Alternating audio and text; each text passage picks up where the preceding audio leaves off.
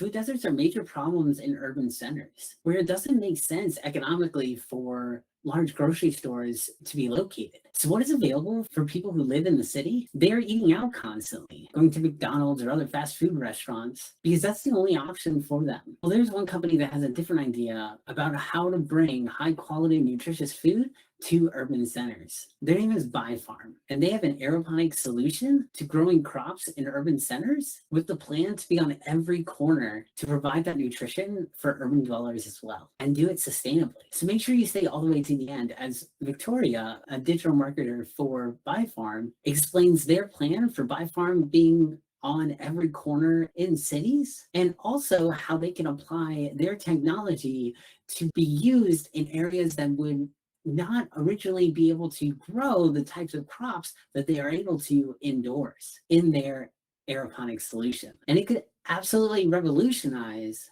the way we see agriculture today.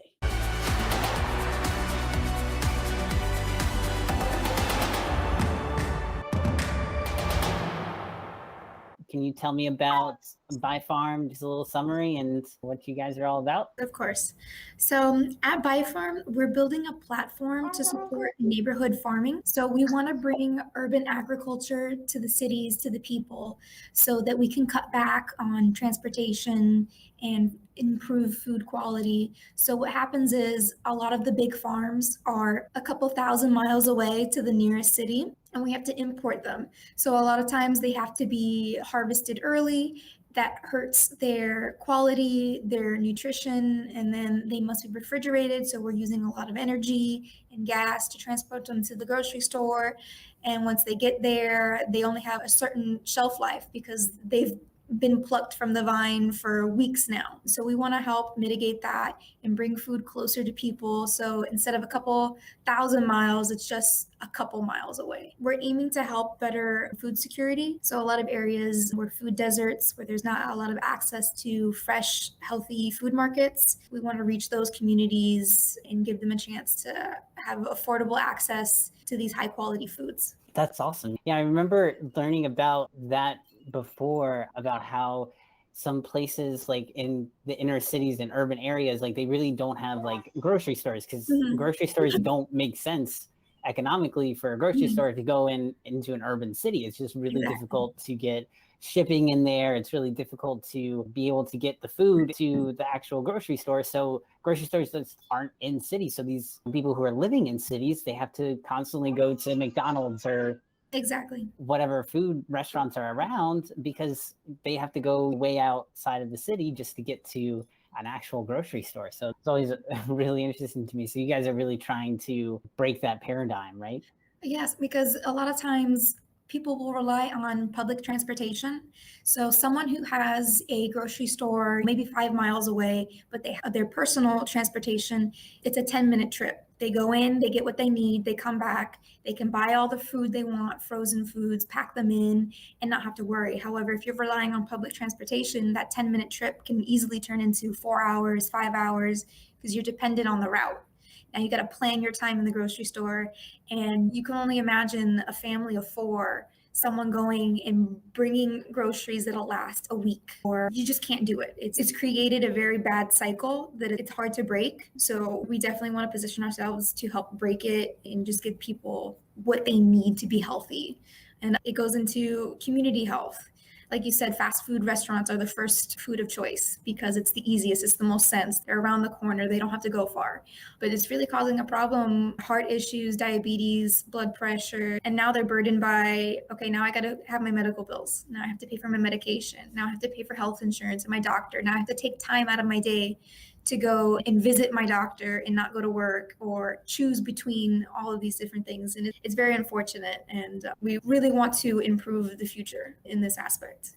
So one of our purposes is advance the way we grow for a better tomorrow. And so that's a part of everything that we do here. Definitely. That's a really great stance too, just to make a better tomorrow. And how are you going about this? What is your piece that you are contributing to allow these people to become more sustainable and not have to go to these far off grocery stores or buy from fast food? So first and foremost, we're a technology company. So we provide energy and water agriculture solutions with smart aeroponics and microclimate control. So what this does is we get to grow plants indoors with a fraction of the water usage. So it's much better than soil, much better than hydroponics. We use about 95% less. So we're conserving water. So the application could go anywhere across the United States. So places like California where they have deserts, or places that are extreme climate like Nevada, they're all protected. Everything's grown indoors and it helps keeps bugs away. You don't have to use pesticides. So those are some of the benefits of our equipment. And like I said before, we want to build a platform for people to adopt this equipment, bring it indoors, bring it to underutilized infrastructure. So we're seeing a lot of people convert shipping containers into indoor agriculture solutions. So they'll put in the grow equipment in there, have your climate controls so that you control your lights, your temperatures, to give it the perfect environment just for those plants need to survive and thrive and produce high quality and healthy, nutritious plants. Very cool. And what type of plants are you able to grow in these types of environments? There really isn't a limit. In theory, you can grow anything. However, stuff like sugarcane or corn that grows exorbitantly tall and in mass, it's not the most applicable choice. It is possible. What we like to stress is that we're not here to replace agriculture. We're here to facilitate it. We're here to improve it and make it better. So there are some things that at scale, it doesn't make sense, but stuff like maybe strawberries, lettuce, cucumbers, vegetables, those can all be grown indoors and be fresh and ready to go right off the vine. You can let them go to their highest quality and then just pick them off. And then 2 days later, they're already on someone's plate. So that's our goal. That's what we really want to see happen. That's really cool. And I also saw on your website that you guys have ways of monitoring this all with your platform. Yes. Could you go more into that? Of course. So our systems are powered by GrowOS. So they are the brains of the operations. Our equipment comes with climate control computers, and that facilitates a whole warehouse or individual units. That connects to our GrowOS app that you can use on the computer, on your phone, on your tablet. So when you hook up cameras and sensors, you can view all those metrics from the app on your computer or on your phone. So let's say if I wanted to pull it up right now, I can, on my little webcam that I've attached, pull it up and I can see, oh, everything's going great. Or, oh, I think there's something a little bit off about this plant. Let me go in and check it today and make adjustments from there. Our climate, the ambient temperature, the temperature in our root chamber, that's one of the most important to keep a stabilized root zone. Everybody thinks, oh, the plant leaves, the foliage, that's what makes a healthy plant, but it's the roots. If you fail at the roots, you fail at the overall growth and quality of your plant. For sure, definitely. So how do you keep that environment stable inside the root system? So our root chambers, we have a dual system. So we have two 4x4 root chambers on our commercial units. So they're insulated. So they keep ambient temperatures from affecting. We also have a chilling and heating system, so that let's say the optimal root zone environment for your plant is about 75 degrees. We can actively keep that temperature without relying on the ambient temperature to cool the water. So everything goes in our reservoir. We have pH, EC monitored, cooling, chilling, recirculation, and then it brings it up into our root chambers. The roots go ahead and get sprayed with our aeroponic mist, which helps provide the perfect environment of oxygen and nutrient delivery, and we get a boost of growth from that. Wow, that's impressive. There's so much information there for sure. Yeah. So you got the root system and you're able to not only keep the climate in there controlled, but you're also able to keep them moisturized and have the right saturation. So there's Yes. definitely a lot of points that you're measuring and keeping track of as you're inside of that system. And all of those settings are customizable. So not all plants are built the same. So we often get a lot of questions. Oh, do you know how to do ginseng? Or do you know how to do tomatoes? Or do you know how to do ginger? And there's a lot of different plants out there. And we're just, at this point, we can't test every single one of them. So all of our controls are customizable, from how long it sprays, the interval to when it will spray next. We give that customization so that people who know their plants better can go ahead and do what they do best. And you guys also work with research and development too. So you have universities or different school settings that are able to research different plants and all that stuff, right? Yes. So right now we have Cornell University is using one of our systems for their research, for their personal research. And we also are working with, I believe it's University of Colorado and University of Florida. So University of Florida, we're really excited because it's in our home state and they're going to be doing their agriculture program with the unit. So it's very exciting. That's really awesome. So how long have you been working with Cornell as well? Cornell approached us a couple years ago. I don't have the details right now, but I can always forward that to you. But primarily, what they were initially interested was in root zone research on apples and to see the genetics of, okay, so we have a certain type of tree. Let's see how they grow. Let's see if the genetics affect the root growth. And in order to do that, you can't put them in soil. And water with hydroponics can be a little bit consuming on the resource. So they opted for aeroponics, the mist, so that they could pull out the plants undisturbed, analyze, and then put them back. And everybody is happy, plants are healthy, and then they can move on with their research without damaging the roots. That's awesome. Very cool. So where do you guys hope to see this applied? Like you hope the urban setting and change that around. So what is your kind of time scale? What are you guys looking at for goals for the next 6 months, year? Definitely for the next 5 years, we want to see BiFarm aeroponics and our equipment like on a corner store. We want to be able to walk from housing, from neighborhoods, and like a neighborhood bakery almost. And we want to be associated like that. That's your little boutique without the boutique pricing, to go in and pick fresh foods as you need it and take it home with you same day. So almost like a little mini grocery or farmer's market, if you will, Right. but the plants are grown right there in the store. So Exactly, you're yes. not even getting shipped from You anywhere. can't get fresher than that. Definitely. So you're in the store, you're picking strawberries or whatever. So Exactly. That's what we definitely want to see that happen. And we're pushing to get that through. that's really cool. So how do you think this is going to impact society? Is it going to be impactful just to urban settings? Like where do you guys see this as like on a bigger scale? For the urban settings, like I said, for health issues, the more people can take care of themselves in more natural ways. Over the years, we can see an improvement with community health. It improves community, I don't know if I want to say happiness, but community morale. Also, it's a great impact on the environment. We're using less water, less energy, so it could be adapted to places otherwise would not be able to grow. So I think I mentioned earlier, Nevada, it's very desert, it's very dry, and it doesn't make sense to grow anything there. However, you have Las Vegas, who is importing so much food for all of their casinos, and they have to be fresh. It has to be high quality. So if we can get maybe a facility over there, much larger, to support that, we can use less water and just provide food for that otherwise would have been transported and causing a lot of environmental impact. Definitely. Very cool. So you really can take this anywhere. You're not constrained by the environment. So if you wanted to grow tomatoes in a desert, you could, even though that would be impossible right now. You wouldn't go and try to grow a tomato in the desert. Yeah. You could with this system. Yeah. Or alternatively, you could grow year round in Canada, where it snows most of the year. It's cold. It's too cold for most of their foods. It's something that actually I believe the Netherlands has been doing with a lot of their produce, mainly their flowers. They grow year round.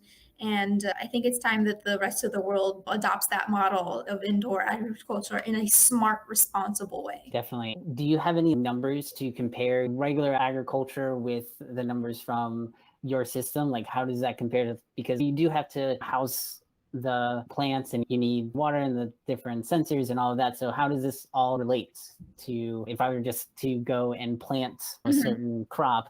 And then instead, I wanted to transfer it to this indoor system, the aeroponics and everything. How does that compare? We often get the remark, well, if you're going to grow indoors with artificial lights, you might as well use sunlight.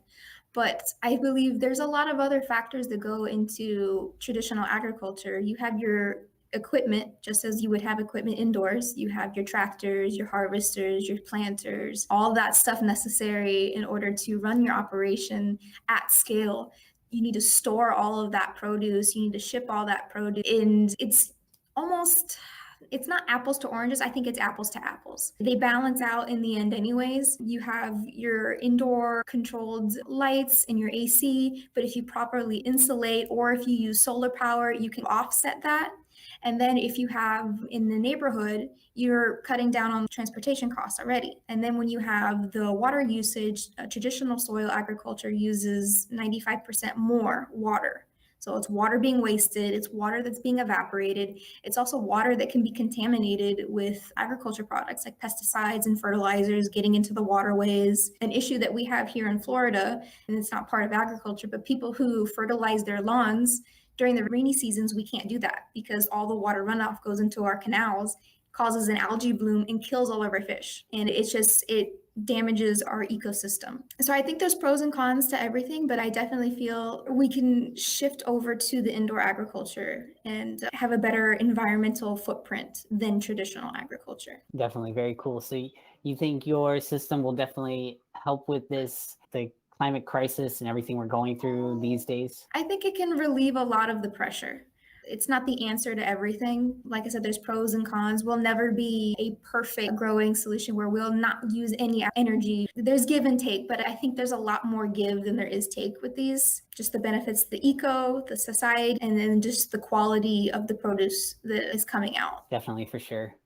You really can't eliminate it all, right? There's got to Right. be something somewhere that you're using. So there's definitely pros and cons. You can optimize and you can continue to grow along your way as you're tending to get larger, and you can really make things more efficient, Yep. and you have a lot more room to grow there for sure. Exactly. And that's the intent. That's the goal, to keep going, keep scaling, and make this accessible to everyone, to enable people to grow. Yeah, that's awesome. So what would your ideal goal for 10 years from now? Do you want to have these stores like on every corner where you can just go and pick your groceries and things like that? What do you hope to see? And even further than that, do you hope there's any type of climate movement with this where you see your company growing even past just on every corner, or where you'd like to see? Yeah, I would love to see on the corners, helping the communities, but I want to go global in places where food security is a big issue, areas where water is the issue, like let's say farmlands in Africa, sometimes they get ravaged by locusts. It doesn't always make sense to put an electrical powered system in there, but if you try to offset that with solar power and get the energy that way, it could be a very viable resource there, because you're protected from the pests, you're protected from the weather, and you just go in and get out and you get your food. That's awesome. There's so many applications for this. Like, it's not just in urban centers, but really can benefit societies in a lot of different places. So that's Exactly. awesome. Very cool. All right, just to wrap it up here, thanks for sharing. So where's the one place that if anybody wants to reach out to you, ask you any questions, where can they find you? So they can come to our website, www.bifarm.com, or they can reach us at Instagram, Facebook, at BiFarm, and we'd be happy to help answer anybody's questions, see if this is a good solution for them, how they can adapt it. Definitely. Very cool. Thank you so much for joining me today. I really appreciate it. Oh, thank you for having me. And if you enjoyed learning about how BiFarm is providing aeroponics and a new solution for agriculture, then I invite you to check out this interview with Power from Within Clean Energy Society, who is creating sustainable housing solutions that integrate hydroponics as well and solar to really allow so many people to become more sustainable.